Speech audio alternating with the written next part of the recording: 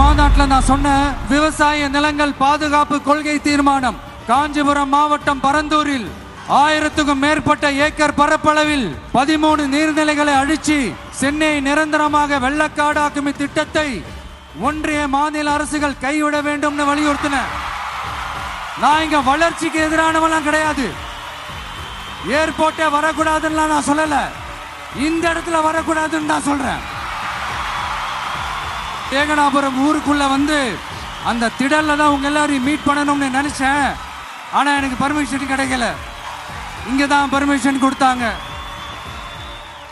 நான் ஏன் ஊருக்குள்ள வரணும்னு தடையின்னு எனக்கு தெரியல. உங்களுக்காகவும் உங்க ஊருக்காகவும் இனி உங்க வீட்டு பிள்ளையான நானும் தமிழக வெற்றி கழகத்தோட தோழர்களும் சட்டத்துக்கு உட்பட்டு எல்லா வழிகளிலும் உங்களோட உறுதி அளிப்பேன். மீண்டும் இதே ஊருக்கு உங்க ஏகனாபுரம் ஊருக்குள்ள நான் வரேன்.